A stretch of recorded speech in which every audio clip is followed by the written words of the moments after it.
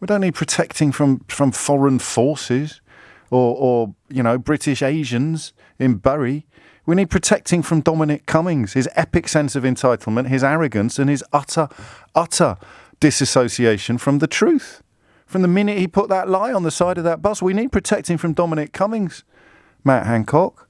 And you know what really breaks my heart, mate? You know that. And we can see that you know that.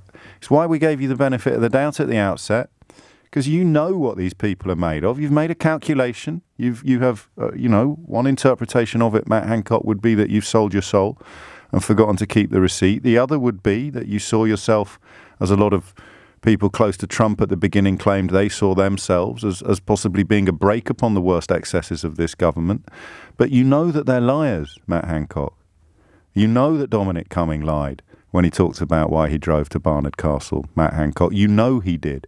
You know that more damage was done to the British public observation of the lockdown by Dominic Cummings' car journeys, a trip to a local beauty spot on his wife's birthday, which you then stood by and watched as he looked the British public in the eye and told them that he'd done it to test his eyes. You now, Matt Hancock, look at the fact that you, as Secretary of State for Health, will go down in history as the man who presided over the worst excess death rate in Europe, while still glad-handing the boss, while still defending Dominic Cummings. You know this, Matt Hancock.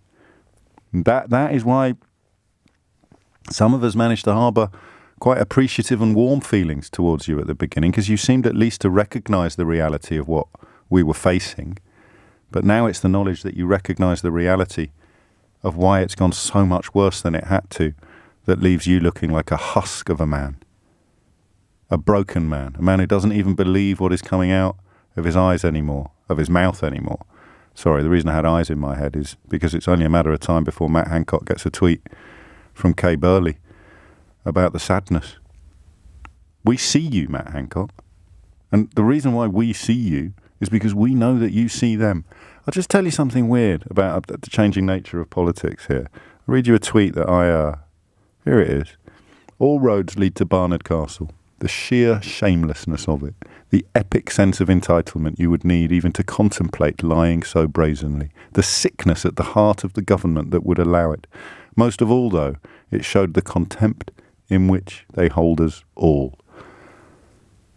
And a tweet like that, this is what I do, getting picked up by at least one person who, not that long ago, was a minister in the Conservative government.